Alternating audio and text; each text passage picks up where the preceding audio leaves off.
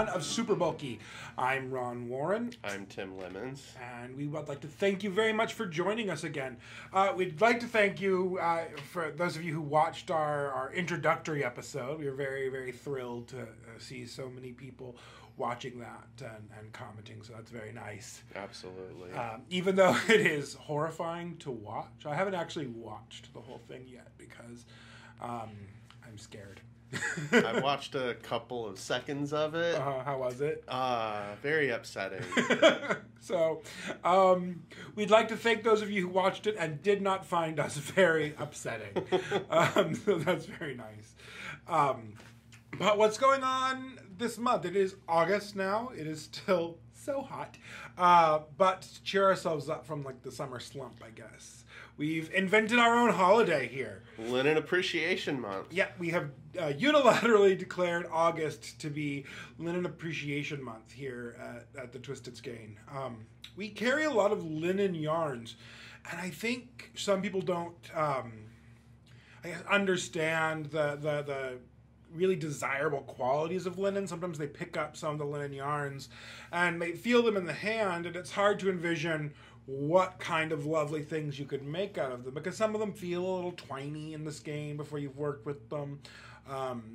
Definitely the first time I handled linen, I was like, what is this even good for? Right.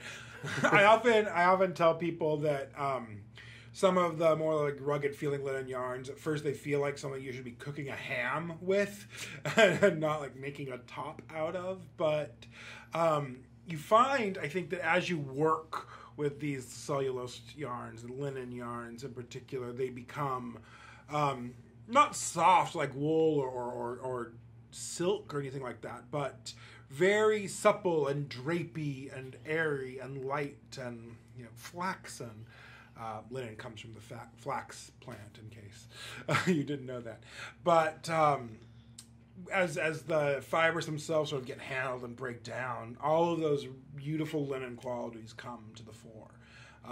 So we wanted to show off some of our linen, talk some more about linen this month, and get you as excited about the possibilities of linen yarns as we are, because we've been doing a lot of research. That's true. It's mostly been me. Yeah. Even though I've forgotten half of it. I did all the outlines and stuff. I did the hard work. We'll get to that. So as the month goes on, we'll be talking more about the yarns that we carry, the things we found out about them, some awesome things we've seen done with them. One of the really great things about linen, and if you just sort of run a search for things people have made in linen yarns, you'll find that the projects are really, really diverse. So one of the great things about linen is it's very versatile. While I was doing my research, I saw so many different kinds of patterns. Like, you've got everything from lacy, beautifully detailed tops and open work, to bags and towels and washcloths, to shawls. It's all over the place. There's a lot of different things that linen is good for. It runs the gamut from really hard wearing, for market bags and things like that. We've got some market bags over here, to really drapey and elegant, which is cool. Speaking of cool, one of the reasons we prize linen here and we carry so many linen and linen blend yarns is because Bakersfield is a really warm location. Really warm. And I run a yarn shop. It's very difficult. You get to these summer months, summer, of course, starting in early March for us. And the thought of carrying a big pile of wool on your lap can be sort of horrifying. But linen is A, great to work with in warm weather, and B, really good for making warm weather accessories and clothing, like this Cullen top. Which was knit up by Amanda Swanson for us in a class that she's running here, which is lovely. And it's light and drapey and a good summer top. It's not, cuddly and warm and, right. And Yeah. It's not cuddly and warm. It might look cuddly and warm, but it's not. And I might be projecting my own self onto that, but not cuddly and warm, even though it might look it. So, what else do we have to say about linen and not my off-putting personality? We have, speaking of the linen, of the versatility of linen, we have 9 different linen and linen blend yarns in stock, and they're all completely different from one another. We have swatches we've made up of just about everything we carry, because it lets people who come in really get a feel for how the yarns are going to behave once they're made up.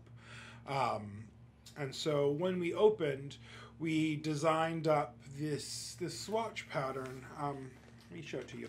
It's got a little stitch sampler. It's got some stockinette and seed stitch and cables and a little bit of lace.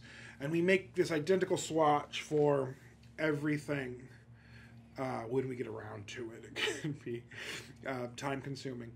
But one of the reasons we do that is because different yarns have very, very different characteristics, and it can be difficult to tell looking at them in the skein how exactly they're going to come to life once they're made into something. Like, you don't know if your seed stitch is going to show up or disappear. You don't know if your cables are going to stand out and look nice or just disappear in the color. Right. So this is a bit of recycled linen hand paint by Trendsetter. And it is beautiful right out of the skein because of the way that the fibers are manufactured. It is already beautiful and drapey, and 100% linen. Very cool to the touch, almost silky or rayon-y in texture. But yeah, the hand-painted quality means it's a little difficult to see the cables. And if you compare that to this swatch of Euroflax, the detail on the Euroflax stands out beautifully. I mean, the cables are cabley, the lace is lacy. It's still flat and linen-y, but it doesn't have the hand that this has. This has already been sort of manhandled a lot during the manufacturing process. This is just flax that got spun. Speaking of that, though, like, what makes lace so drapey and flowy, and like, what process do we need to put that lace through to make it? So this swatch of Euroflax hasn't been, it's only been wet blocked. It hasn't been, manhandled at all. Mm-hmm. We had a set of swatches. We made 2 identical swatches in the Euroflax, and one of them we left as is, fresh off the needles, and the other we sent through the washing machine with like a load of jeans, and through the dryer with them, and the 2 swatches are night and day different from one another. Like the first one that just came off the needle could pretty much stand up on its own. Just on its edge. The second one is all like floopy. Very drapey. It's still not like soft or silky to the hand yet, but it's only been through that process one time. If we just kept going, it would break down the stiffness of those fibers more and more and get drapier and drapier. And that's something that you can do with lace. You can just throw it in the washer and dryer. Linen? And not, linen, yeah. That's not something that you can do with every yarn, and that's one of the advantages of it, right? Yeah, it is hard wearing. Mm-hmm. Depending on the process and how it's made. So we've got a lot of yarns to show you over the coming month. And one of the cool things about having done all these swatches for the yarns that we carry is that we've worked with all the yarns, even if it's just a little bit. We've tried them, and we know what it is to work with them. In fact, we've been working with linen and linen blends a lot over the last few months, getting things ready for this series. And there are some things to know about working with them. I find that they're not very forgiving on the hands while you're working. Wools and spring year yarns, spring year synthetic yarns even, they have that stretch in them as you work. The linen yarns don't tend to, in the way that cotton yarns sometimes don't tend to. Yeah, you've got to be ready for that. Take breaks. Try not to hold your yarn too tight, even if that's like the way that you generally do it. Yeah, your go-to tension. Mm-hmm. Being able putting the work down every 20 minutes or so, giving yourself some nice stretches, taking breaks, very important, particularly if you have, stiffness in the joints or anything like that. You need to be prepared for linen not to be, cuddly. It's stiff. But I think worth it to work with. And that's a feature, not a bug. It makes some really beautiful, flowy, the open, the stitch definition, all those desirable qualities. Mm-hmm. So, what can you look forward to through the rest of Linen Appreciation Month? Well, we'll be doing more in-depth profiles of the yarns we carry in some future special episodes that we'll be putting out. We've been combing through the online repositories of people's projects. Well, Tim has been doing that. Yeah, and I've found a lot. Yeah, and I'm really happy about the response that I've been getting for folks saying that we can feature them. So we're really excited to show off some people's projects. Yeah, so we've looked through of the yarns we carry, seeing what people have been making out of them, what sort of surprising or beautiful or interesting things. So we are looking forward to sharing those with you. We also have some other things to share with you to the tune of some free patterns. We've been working on some patterns to show off the yarns and getting more familiar with them ourselves. So we've put some things together that we'll be sharing in pattern form. What do we have? Well, we've got this bag that I made. Oh, yeah. Right now it's being used to hold yarn, but in case you don't have any dice at home because your D&D group can never meet, I think we'll use it as a dice bag when we're done displaying with yarn. But it's got this lovely slip stitch pattern. This is made in Malabrigo, Seshuro, and one ball of each color can make a matching set of these bags. We'll be sharing that with you. What else have I got here? Oh, this guy. Made in Juniper Moon's Zoe, which is a cotton linen blend. And this is an asymmetrical boomerang triangle shawl I call brick and stucco because it reminds me of that. So we're leaning into the fun structure of slip stitch and the structure of the linen blend yarns to create sort of a cool like summer accessory. Speaking of summer accessories, I've got another one right here, which is a crochet project that I'm particularly fond of. This is Beach Day is the name of this little shawl. It is made in Kelborn Woolens Mojave, which is also a cotton linen blend. In fact, these are the same proportion of cotton and linen as one another. They're both 60 cotton and 40 linen, I believe, and they could not feel more different to one another.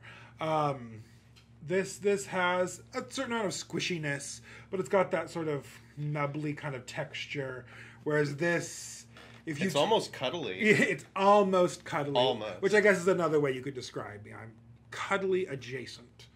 But yeah, you wouldn't think, if you had told me that I was going to work up a crochet project in a linen cotton blend yarn, and it was going to be this like squishy and cuddly, but still like light and Beach Day. I might not have believed you, but it's really cool. So those are some things we have coming up for you. We hope that you will keep tuning in and see all the neat things that we still have left to share. In the meantime, thank you for checking us out today. We've got a lot in store, right? Yeah, we're really excited. So give the video a like, please. Remember to subscribe. We love for that to happen. Share the video with your friends and your knitting and crochet groups because, as always, we prioritize both. We've got knitting and crochet patterns for you. So thank you very much, and we'll see you next time. Bye, thanks.